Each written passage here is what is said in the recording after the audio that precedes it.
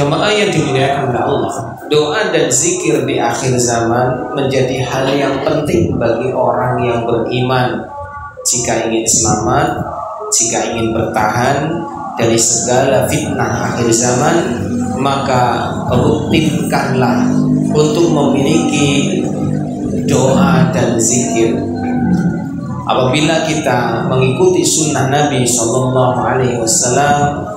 ada yang diajarkan doa-doa pagi maupun doa-doa sore, di mana barang siapa yang membaca doa-doa pagi dan doa-doa sore, wirid pagi, wirid sore, maka insya Allah akan mendapatkan pertolongan dan perlindungan dari Allah Subhanahu wa Ta'ala.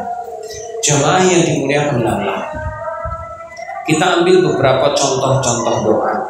Yang pertama, manakala kita rajin membaca doa, fitnah dari Dajjal yang selalu dibaca sebelum salam pada saat tahiyat akhir, maka insya Allah kita akan mendapatkan sesuai dengan yang kita baca dalam doa tersebut.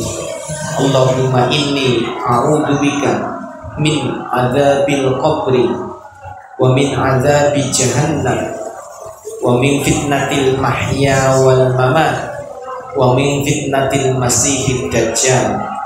Aku berlindung kepada Allah dari azab kubur,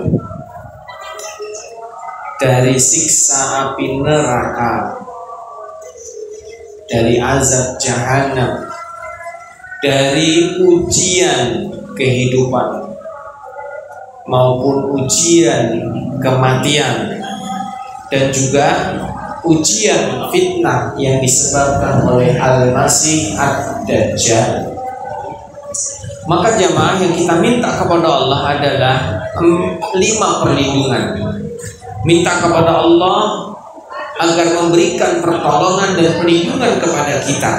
Yang pertama, saat nanti kita sudah meninggal dunia, masuk ke alam barzah, kita ingin dilindungi oleh Allah Ta'ala dari siksa yang ada di dalamnya, yang dimaksud dengan siksa kubur.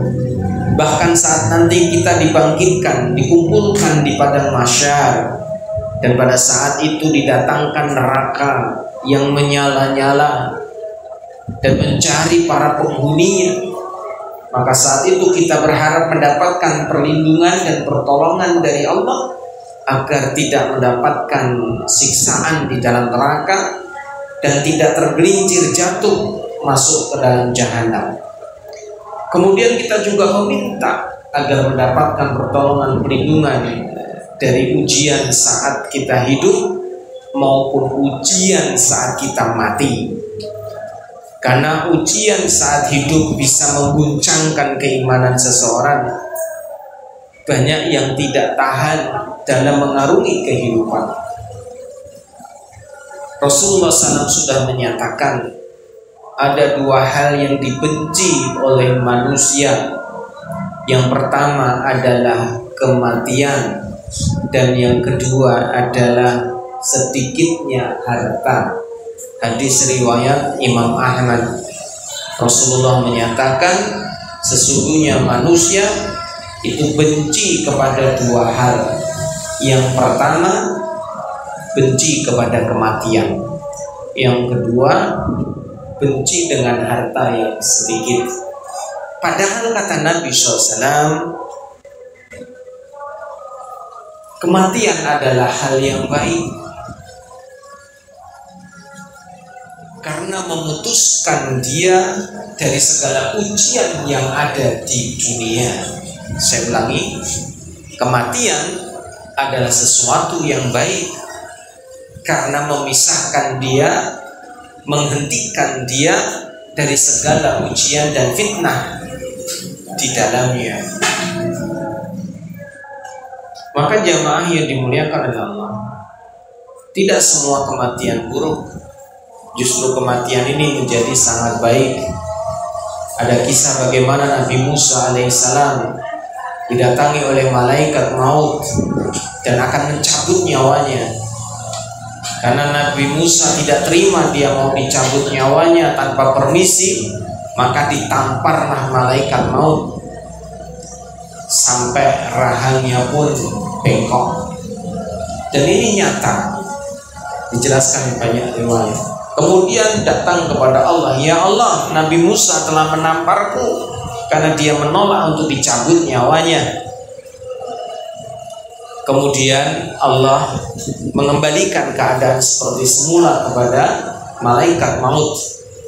Dan kembalilah kamu kepada Musa, kekasihku.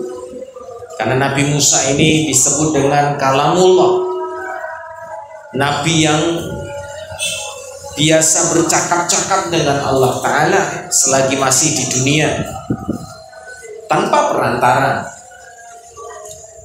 Maka saat itu malaikat maut disuruh menemui Nabi Musa, menawarkan apabila Nabi Musa tidak ingin mati, silahkan telapak tangannya diletakkan dalam badan sapi, dan apabila bulu-bulu sapi melekat di telapak tangannya, maka sejumlah bulu itulah umur dia ditambah lebih panjang. Artinya kalau Nabi Musa ingin berumur panjang, maka letakkan telapak tangan ke dalam badan sapi. Berapa banyak bulu yang menempel di telapak tangannya, maka segitu pula lah dia ditambah panjang umurnya. Dan ternyata Nabi Musa tidak mau berumur panjang, karena dia cinta sama Allah Ta'ala, dia sayang sama Allah Ta'ala, bahkan ingin selalu berjumpa dengan Allah Ta'ala. Sewaktu di Bukit Tursina pun Nabi Musa pun ingin berjumpa dengan Allah. Maka Nabi Musa ingin agar segera dicabut saja nyawanya, karena sudah ingin segera bertemu dengan kekasihnya Allah Subhanahu wa Ta'ala. Ini menunjukkan bahwa tidak semua kematian itu buruk, tergantung. Bagi orang yang beriman, insya Allah kematian menjadi hal yang sangat manis rasanya, sangat nikmat rasanya, karena insya Allah segera mendapatkan balasan yang dijanjikan Allah Ta'ala. Dan manusia itu sangat benci dengan harta yang sedikit. Dan banyak orang-orang yang tidak kuat menghadapi kehidupan pada saat hartanya sedikit. Betapa banyak rumah tangga porak-poranda, perceraian terjadi di mana-mana, dipicu karena faktor ekonomi, karena harta yang sedikit. Padahal kata Nabi, harta yang sedikit itu sesungguhnya baik, karena barang siapa yang hartanya sedikit, maka hisabnya lebih mudah dan lebih ringan dibandingkan dengan orang yang hartanya banyak. Niscaya hisabnya lebih lama dibandingkan yang lainnya. Sehingga suatu saat sahabat Rasulullah SAW bernama Abdurrahman bin Auf radhiyallahu an pulang dari negeri Syam, Palestina, membawa barang dagangan yang begitu banyak, luar biasa. Sampai ke Madinah, dia mendengar kabar bagaimana Ibunda Aisyah radhiyallahu anha menyampaikan sabda Nabi Muhammad SAW, Rasulullah SAW sewaktu beliau masih hidup, dan menyatakan, aku khawatir kepada keadaan Abdurrahman bin Auf. Jika dia masih dengan hartanya yang banyak, khawatir saya dia tidak akan masuk surga dengan cepat, alias dia nanti masuk surga dengan cara merangkak atau tertinggal dengan yang lainnya. Mendengar kalimat tersebut, Abdurrahman bin Auf pun menjadi takut dan khawatir, karena dia ingin bersegera masuk surga bersama Rasulullah dan sahabat-sahabatnya. Dia tidak ingin tertahan dengan hartanya. Maka setelah itu dia infakkan seluruh barang dagangan yang dia bawa dari negeri Syam, dibagi-bagikan gratis, disedekahkan semua kepada penduduk yang ada di Madinah. Konon katanya jumlah dagangan yang dibawa oleh Abdurrahman bin Auf ini ada 1000 ekor unta yang di atasnya penuh dengan barang dagangan. disedekahkan semua. Luar biasa. Inilah sahabat Nabi SAW yang dia ingin mendapatkan kemudahan masuk surga.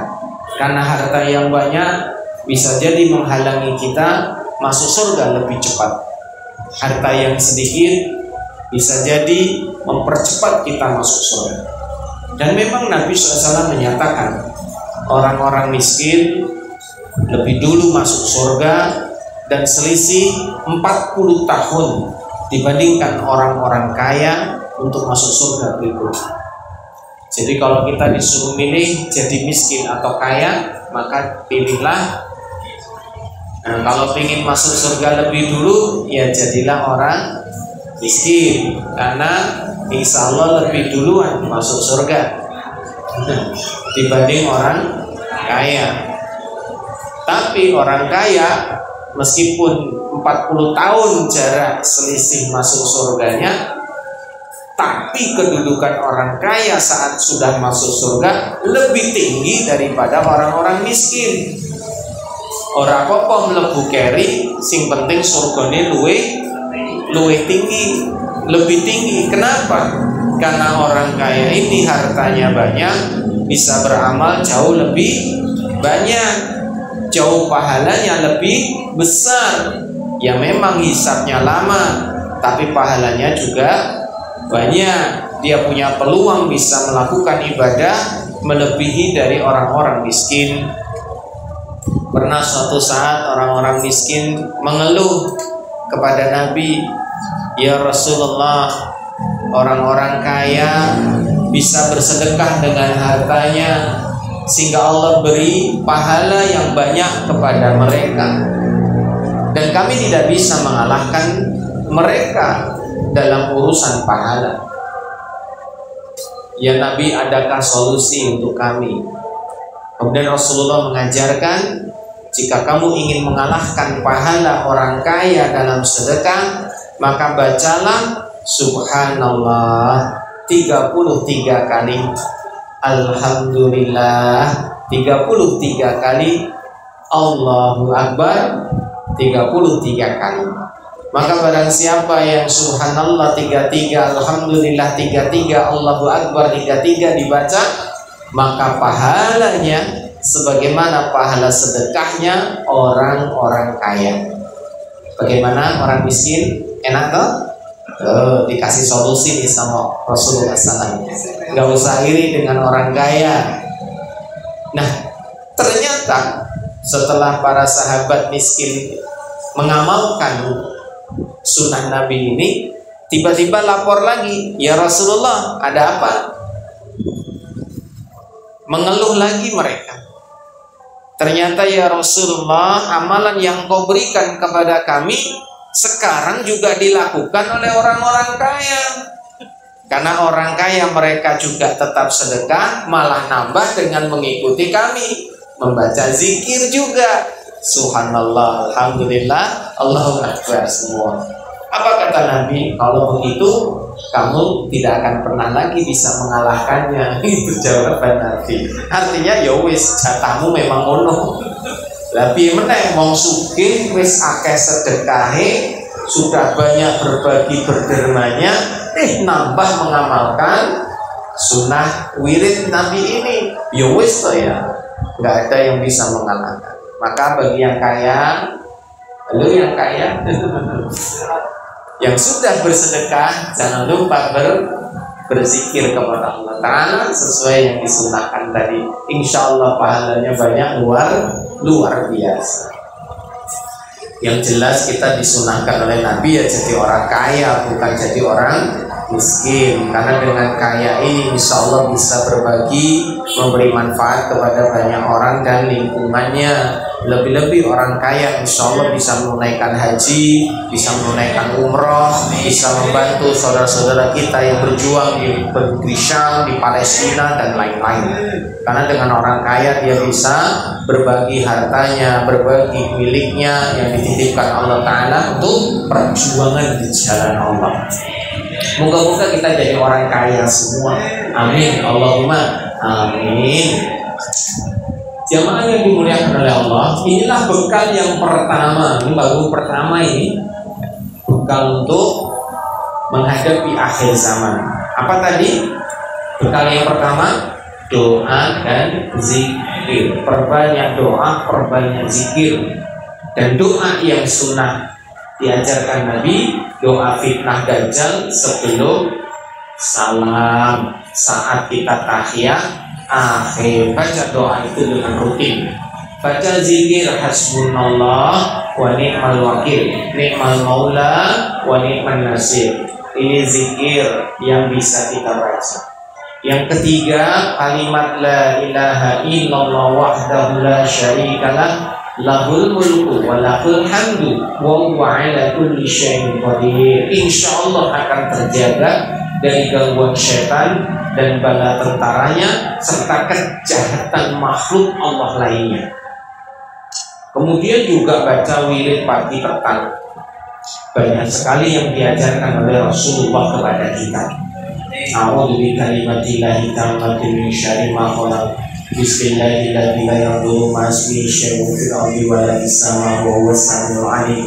Atau baca ayat kursi setelah sholat fardu, sebelum berangkat tidur, saat di pagi hari dan petang hari. Barang siapa yang membaca ayat kursi, Allah akan jamin dia kalau mati masuk surga. Moga-moga kita semua, amin, Allahumma amin. Yang pertama, ayo perbanyak doa, perbanyak zikir sebagai bekal kita di akhir zaman. Kenapa doa dan zikir penting? Karena akan selalu terjadi koneksi, hubungan antara kita dengan Allah Ta'ala. Orang yang senang berzikir, orang yang senang berdoa, ini menunjukkan dia selalu butuh kepada Allah Ta'ala. Sehingga saat mentok gak ada jalan keluar, yang dia ingat adalah Allah Ta'ala. Saya ulangi, pada saat mentok gak ada jalan keluar, yang dia ingat hanya Allah Ta'ala. Gak ada yang sulit bagi Allah Ta'ala. Maka bagi orang yang selalu berzikir, ingat kepada Allah, dia akan selalu berada dalam ketenangan. Allah bizikrillah tatma'innul qulub. Orang yang berzikir kepada Allah, hatinya tenang.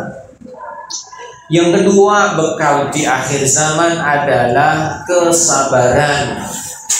Karena fitnah di akhir zaman ini begitu dahsyat, luar biasa, begitu banyak yang mengguncangkan jiwa, butuh kesabaran. Sabar ini bukan orang lemah, sabar ini bukan orang yang kalah. Sabar ini miliknya para pemenang, miliknya para pejuang yang mereka sudah berniat lillahi ta'ala dan beramal dengan istiqomah, tawakal setelahnya.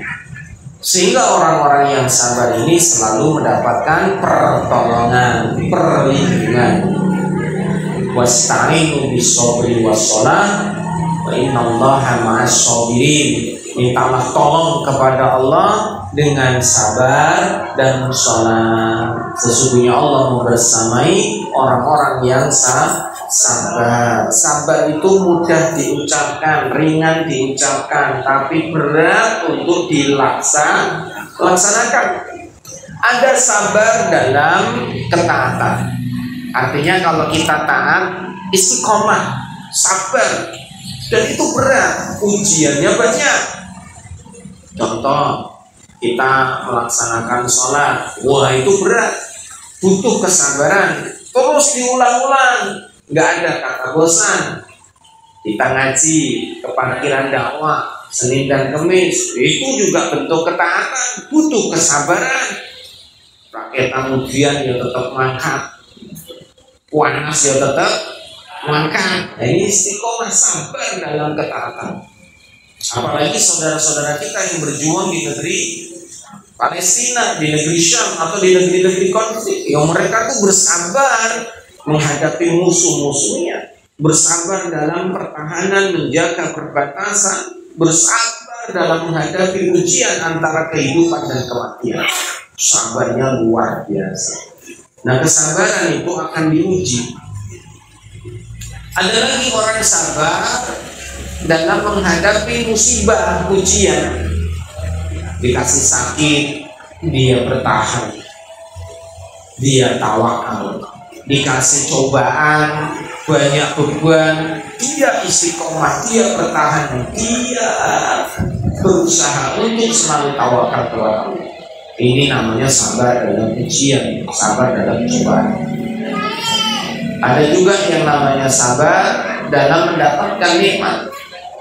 Butuh juga kesabaran sehingga tidak tergelincir dalam dosa dan maksiat kepada Allah. Maka menghadapi fitnah ujian akhir zaman butuh kesabaran. Sabar bukan berarti kalah, tapi sabar dalam arti istiqomah. Tetap kokoh, tetap hanya semata-mata mencari ridhonya Allah Ta'ala. Sabar. Yang ketiga, bekal untuk di akhir zaman adalah bersegera beramal soleh, alias senantiasa melaksanakan ketaatan kepada Allah. Saya ulangi, senantiasa melaksanakan ketaatan kepada Allah. Dengan cara apa? Beramal soleh, bersegera. Maka sering saya sampaikan di pengajian-pengajian, apabila kita sudah berniat baik untuk beramal soleh, maka bersegeralah untuk dikerjakan. Jangan pikir panjang, rasakan kayak mikir.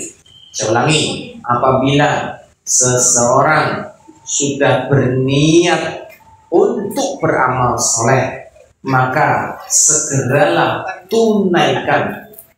Jangan pikir panjang, rasa kakean mikir. Kenapa?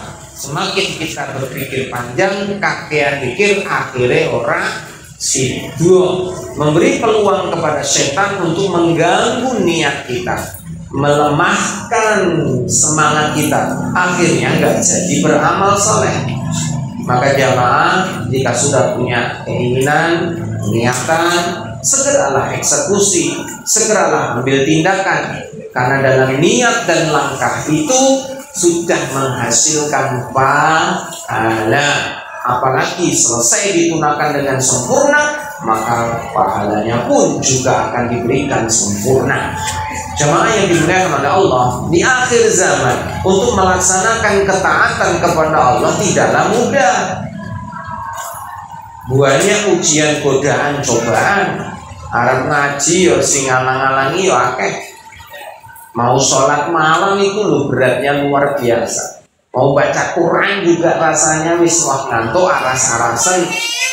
Apalagi mau yang lebih dari itu, mengeluarkan hartanya untuk di jalan Allah, menunaikan ibadah ke Baitullah, rasanya abot era karuan. Apalagi dengan dalih sekarang ekonomi lagi morat-marit, beras muda, lombok muda, gue. Akhirnya apa? Takut untuk berinfak sedekah, takut untuk membela saudaranya di Palestina, takut untuk bisa berkeinginan berangkat ke tanah suci, menunaikan haji dan umrah, menyempurnakan agamanya, menyempurnakan rukun Islamnya. Kenapa? Yaitu tadi kata Nabi, manusia itu benci kepada kematian dan harta yang sedikit. Padahal semua itu hanyalah titipan. Suatu saat juga akan dipanggil oleh Allah, ya matilah. Suatu saat juga akan ditinggalkan semua harta, nggak ada yang dibawalah. Maka sebelum menyesal, semua kita kerahkan dalam rangka mencintai Allah dan Rasulnya dan berjihad di jalannya. Maka jamaah yang dimuliakan oleh Allah, bersegeralah beramal soleh. Badiu bi amal. Pada saat dimana akhir zaman ini penuh dengan potongan-potongan, kegelapan-kegelapan yang mengguncangkan jiwa. Ada yang beriman pagi hari, sore sudah kafir. Ada yang sore hari beriman, besok pagi sudah kafir, saking kerasnya guncangan. Maka orang yang senang beramal soleh, istiqomah, sabar, insya Allah akan terjadilah saringan-saringan itu. Oh, dia memang orang beriman, dia memang kuat, dia diguncang dengan keguncangan, kesulitan dengan kesulitan, cobaan dengan cobaan, tetap dia bertahan dalam keimanan. Nah, inilah pemenangnya. Karena ada orang-orang yang lemah iman akhirnya murtad dari agama Allah. Hanya karena sembako akhirnya keluar dari agama Allah. Ada yang lebih parah lagi, menjadi orang yang munafik, gembosi kaum muslimin. Sampai-sampai masalah Palestina dia menjadi bagian dari para penggembos umat Islam. Sampai-sampai mengatakan Indonesia itu tidak perlu bela Palestina, juga nggak perlu bela Israel. Katanya sih begitu. Kenapa? Oh, itu konflik mereka kok. Dunia itu luas. Nah, kita punya masalah sendiri. Urusan dalam negeri aja banyak, ngapain ngurusin luar negeri? Urusan dalam negeri aja banyak belum diselesaikan, ngapain kita ngurusin Palestina, ngurusin Israel? Urusan domestik aja belum banyak yang selesai, ngapain ngurusin urusan domestik orang lain? Ini sekilas kayaknya benar. Gampangannya itu kan negara-negaranya sana, kita negara-negara sendiri urusannya juga banyak, kemiskinan juga belum selesai, masalah politik masih corak-marut. Belum lagi masalah-masalah sosial lainnya belum beres. Wah, urusan Indonesia itu masih banyak, ngapain sih urusin sana? Malah bantu lagi, ngirim donasi begitu banyak, logistik begitu banyak ke Palestina.